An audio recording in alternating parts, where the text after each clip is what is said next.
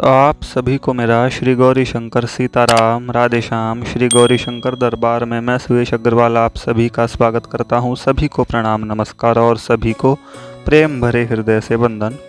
तो देखिए, जैसा कि वीडियो के टाइटल पर आपने पढ़ लिया होगा, मैंने लिखा है हमारे कर्म हमारा पीछा नहीं छोड़ते। ये वीडियो ज़्यादा लंबी नहीं होने वाली। मैं बेसिकली क्या है, सिर्फ एक बात बताना चाहता हूँ इस वीडियो के माध्यम से। जो अभी मैं अपने 1-2 दिन पहले अपने एक फ्रेंड से मिला, तो उससे मिलकर के मेरे को जो महसूस हुआ कि लोगों के मन में मतलब क्या चल रहा होता है भगवान के प्रति और हमारे कर्मों के प्रति, जो कि बिल्कुल गलत चल रहा होता है। अब देखो, मैं सबको गलत नहीं कह रहा, लेकिन हाँ, ज़्यादातर 90% तक का माइंडसेट इसी बात पर होता है। अब देखो, मैं आपको एक चीज़ बताना चाहता हूँ इस वीडियो में। तो जैसा कि सभी जानते हैं, कर्म जो हैं बेसिकली उनका जो कर्मों की बात छोड़ो, खैर कर्म तो कई प्रकार के होते हैं और काफ़ी तरीके के होते हैं। सुबह से लेकर रात तक, मतलब जगने के बाद और सोने से पहले तक हम कर्म ही करते रहते हैं। और जहाँ तक बात कहो कि जागने से पहले और सोने के बाद, यानी कि जो नींद होती है, जो निद्रा अवस्था होती है, वो भी अकर्म नहीं है, वो भी एक कर्म ही है। तो देखो, कर्म तो लगातार हमारा चलता ही रहता है, हर सेकंड, हर पल, हर क्षण। हम जो सांस ले रहे हैं, तो और ये भी कर्म ही है एक तरीके से, अकर्म तो है नहीं भाई हम तो। अब देखो, बात क्या होती है, अब जब कोई से भी कर्म आप कर लो, चाहे हम कर लें, कुछ भी कर लें, उसका परिणाम सिर्फ दो ही चीज़ में आता है, दो ही कैटेगरी में आता है। एक तो सुख होगा और एक दुख होगा, है ना भाई? इतना तो मतलब मानते हो ना कि या तो हमारे पास कुछ भी रिजल्ट आया है किसी भी चीज़ का ज़िंदगी में, या किसी भी चीज़ में, कोई भी फील्ड आप मान सकते हो, तो या तो उसमें कुछ अच्छी चीज़ होगी तो अच्छा परिणाम निकल करके आया है हमारे कर्मों का, या फिर बुरी चीज़ होगी, अच्छा बुरा, या दो ही चीज़ तो होती हैं कर्मों के परिणाम में। तो अब देखिए, होता क्या है, यदि हमारे साथ कुछ अच्छा हुआ है, यानी कि हमने कुछ अच्छे कर्म किए होंगे, या तो उसी जन्म में जो उस जीव को याद हो, मतलब यहाँ पर जीव छोड़ो, मनुष्य कह लेते हैं, क्योंकि जीव में तो इतना विवेक होता नहीं है। मनुष्य को छोड़ करके जीव होते हैं सभी 84 लाख योनियाँ, जिसमें मनुष्य भी आ जाते हैं। और तो इस पर यहाँ पर बात हम मनुष्य की कर लेते हैं सिर्फ। तो देखो, जब मानव शरीर में हमारे कुछ अच्छा रिजल्ट निकल करके आता है किसी भी चीज़ पे, किसी भी फील्ड में आप मान सकते हो, तो वो बड़ा खुश हो जाता है, यानी कि उसका कारण, उसका रीज़न, तब वो उस चीज़ को सोचता नहीं है, उस पर विचार नहीं करता, उस पर चिंतन नहीं करता। लेकिन जब उसी चीज़ का अपोजिट, यानी कि कोई दुख स्वरूप परिणाम, कोई मतलब गलत रिजल्ट उसके जीवन में किसी भी चीज़ का निकल करके आया है, यानी कि कर्मों का परिणाम, या तो सुख आएगा या दुख आएगा, ये बड़ी स्वाभाविक सी बात है, दो ही चीज़ होती हैं। या तो हमारी ज़िंदगी में सब कुछ अच्छा चल रहा होगा, या फिर सब कुछ बुरा चल रहा होगा, या फिर कुछ अच्छा या फिर कुछ बुरा चल रहा होगा, ऐसे ही तो होता है।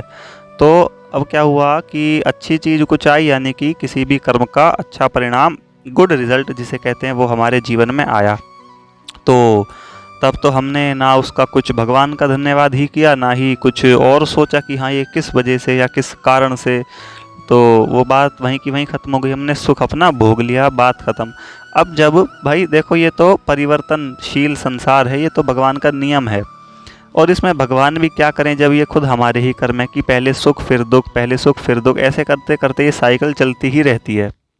अब भाई, हमारे पास सुख के बाद दुख आया, बाई चांस मान लो, अब यदि उस दुख का कर्म जो है परिणाम का उसी जन्म में हमारा हुआ, तब तो हमको लगभग याद रहती है कि हाँ, फिर हम ऐसा सोचने लग जाते हैं कि ये कर्म तो हमने पहले ही किया था, यानी कि जब हम काम ऐसे करेंगे तो मरेंगे ही। अब जैसे मान लो भाई, एग्जाम्पल के तौर पर ले लो, कोई मतलब किसी की लीवर फेल हो गया, किडनी फेल हो गई, और वो उसके बाद मर गया। डॉक्टर ने कह दिया कि शराब ज़्यादा पीता था तो ये मर गया, तो ये तो उसका कर्म का रिजल्ट आया है ना। इसमें भगवान क्या करें या कोई और कोई क्या कर सकता है, उसको पता है। अब इस पर उसको ज़्यादा दुख नहीं होगा, खेद नहीं होगा, क्योंकि उसे पता है, उसके परिवार वालों को पता है कर्म कैसे करें हैं भाई। तो वैसा तो भुगतेगा ही, जैसा बोया है भाई वैसा ही तो निकलेगा। हमने बीज आम का डाला है, उसमें से अमरूद थोड़ी ना निकल करके आ जाएगा। तो अब देखो, एक बात तो ये हुई इस वाले टॉपिक की। अब एक दूसरी बात ये है कि किन्हीं किन्हीं की ज़िंदगी में कुछ बुरा चल रहा होता है, या कह लो कि जो कर्मों का परिणाम है वो दुख रूप में बाहर आ रहा होता है। अब या तो वो वाले जो उस मैं सिर्फ बात इतनी बताना चाह रहा हूँ कि या तो जो दुख या सुख हमारे जीवन में आ रहा है उनका जो कर्म है वो हम उसी जीवन में कर चुके हैं, या मतलब कि पहले उसी जन्म में हमने कर चुके हैं। अब क्या होता है, दुख रूप आया, दुख परिणाम आया किसी कर्म का, तो उसी जीवन में कर रखा हो तो लगभग याद ही रहता है कि हाँ भाई मैं मरा हूँ तो शराब पी थी तभी तो मरा हूँ, तो डॉक्टर ने बताया था। तो एक तो ऐसे हो गया। एक होता है उस जीवन में कर रखा होता है लेकिन उनको याद नहीं होता। मैं दूसरी बात भी कह दूं कि और इसी में ही दूसरी बात, यदि वो लोग फिर यदि अपने दिमाग पर बहुत ज़्यादा जोर डालते हैं फिर भी उनको याद नहीं आता, तो फिर वो क्या होता है ना, बुरी तरीके से हताश हो जाते हैं, बुरी तरीके से निराश हो जाते हैं कि भगवान, और सारी ब्लेमिंग जो है वो भगवान के ऊपर डालना शुरू कर देते हैं कि प्रभु यदि कोई, खैर दूसरी बात है ये भी, भगवान को मानता जानता ही ना हो तो वो बेचारा पागल ही रहेगा फिर तो। और यदि जो मानता जानता होगा, थोड़ा बहुत जो मंदिर मंदिर जाता होगा, तो वो क्या होता है, सारा टुन्ना जो है हम भगवान के ऊपर रखना शुरू कर देते हैं कि जी देखो मैंने तो अपने जीवन में पूरा ऐसा कुछ किया भी नहीं है, लेकिन फिर भी मेरे साथ ऐसा क्यों हो रहा है, मेरे साथ इतना बुरा क्यों हो रहा है। तो अब देखिए यहीं पर हम गलती करना शुरू कर देते हैं। मैं सिर्फ मुख्य बात जो है इस वीडियो की मेन बात जो है, मेन टॉपिक वो सिर्फ इतना ही है। मैं आपको एक उदाहरण के तौर पर बताना चाहूँगा। जो भीष्म पितामह थे उनको अपने पुराने 100 जन्म याद थे, लेकिन फिर भी उनको जब बाणों की शैया पर लेटना पड़ा, भगवान कृष्ण उनके पास आए, उन्होंने पूछा कि हे केशव मेरे साथ ऐसा क्यों, और बल्कि मैंने तो इस जन्म में छोड़ो, मुझे अपने पिछले 100 जन्म दिख रहे हैं, मैंने तो उनमें भी ऐसा कुछ नहीं किया। तब फिर भगवान बताते हैं कि देखो ना, ये कर्म तुम्हारा ही है, लेकिन तुम्हें सिर्फ 100 दिख रहे हैं ना, मुझे तुम्हारा 101वां भी दिख रहा है। तुमने 101वें जन्म में कुछ, उन्होंने शायद बिच्छू को उठा करके अपने बाण की नोक से किसी पेड़ पर फेंक दिया था। वो पेड़ था कांटों वाला, तो जो कांटे थे वो उस बिच्छू के पूरे शरीर में गड़ गए थे। भगवान ने बताया भी था कि ये देखो ये तुम्हारा कर्म है, इसी का दंड तुमको इस जन्म में मिल रहा है कि तुम्हारा पूरा शरीर बाणों की शैया पर लेटा है। तो मैं सिर्फ इतना बताना चाह रहा हूँ। अब देखो होता क्या है, जब हमारे पास कोई दुख स्वरूप किसी कर्म का रिजल्ट आया तो भाई हम ब्लेमिंग करना शुरू कर देते हैं। चलो मान भी लो हमने ब्लेमिंग करी, तो फिर यदि सुख स्वरूप रिजल्ट आया है उसका भगवान को धन्यवाद भी तो करना चाहिए हमको। भाई सुख आया तो तुम उनकी तरफ देखो भी ना, और यदि दुख आया तो हम मुंह उठा के भगवान के मंदिर में चले जाएं कि जी ऐसे कैसे। तो यार हिसाब बराबर भी तो होना चाहिए। और पहली बात तो उनको सुख में धन्यवाद देना चाहिए, लेकिन दुख में ब्लेम नहीं करना चाहिए। वो क्यों, वो मैं आपको बताता हूँ। जैसा कि भगवान ने भीष्म पितामह को बताया, मेन बात मैं इस वीडियो में यही बताना चाह रहा हूँ, क्योंकि अभी मैं अपने परसों तरसों जब दोस्त से मिला तो मतलब वो भी ऐसे ही कर रहा था, ब्लेमिंग टाइप कर रहा था, लेकिन फिर मैंने उसको बताया तो वो सही ढंग से समझ नहीं पाया। मैंने सोचा यूट्यूब पर काफ़ी लोग जो है इस विषय पर सोचते होंगे, लेकिन समझदार भी होंगे, तो क्या पता कोई एक नहीं समझा, कोई दूसरा तो समझे, कोई तो समझेगा ही, 100 में से कोई एक लोग तो समझे। तो बात क्या होती है, यदि हमारे जीवन में कुछ बुरा चल रहा है तो वो आपको, मतलब हमको ये शंका, ये संदेह बिल्कुल ही छोड़ देना चाहिए कि ये सब भगवान के वजह से हो रहा है, या ब्लेम करना भगवान को छोड़ देना चाहिए। हमें सिर्फ उनके नाम लेने पर ध्यान देना चाहिए। अब यदि ये सब भगवान के उससे नहीं हो रहा तो हो रहा किस वजह से है, वो हो रहा है हमारे खुद के कर्मों से। अब इस पर जो दूसरी बात मैंने आपको बताई थी कि किन्हीं किन्हीं का दिमाग इतना तेज होता है, वो अपना पूरा बचपन से अब तक याद करके बता देते हैं कि मैंने तो ऐसा कुछ भी नहीं किया। तो भाई देखो बिल्कुल साफ असलियत बात ये है, हम कई जन्म हो करके आए हैं, मतलब हमारी कई योनियाँ पहले हो चुकी हैं।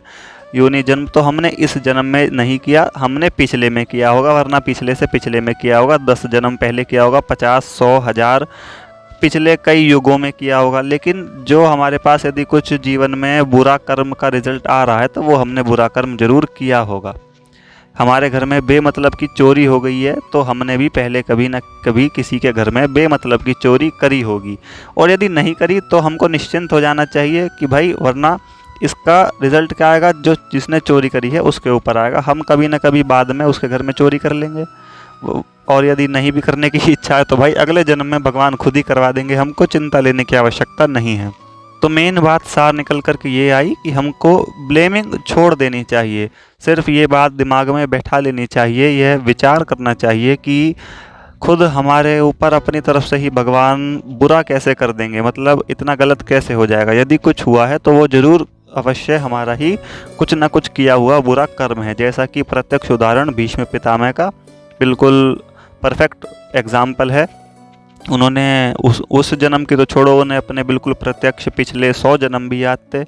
भगवान ने बोला नहीं, 101वें जन्म में तुमने वो किया है। तो भाई देखो, कर्म की चोट से तो जो वो गंगा पुत्र स्वयं भीष्म वो भी नहीं बच पाए, तो फिर हम किस खेत की मूली हैं। तो वही बात है, कर्म का टाइटल जो है मैंने इस वीडियो का वो बिल्कुल सही है। हमारे कर्म हमारा पीछा नहीं छोड़ते। हमें बेशक से याद ना हो कि हमने ये वाला कर्म किया है, लेकिन अवश्य ही वो पहले कभी ना कभी किया होता है। तो उसका ही दंड या उसका पुरस्कार यानी कि पुण्य या पाप यानी कि सुख या दुख स्वरूप हमारे जीवन में हमारे कर्मों का उतर करके आता है। तो इस वीडियो का विषय इतना ही। बोलिए श्री गौरी शंकर भगवान की जय।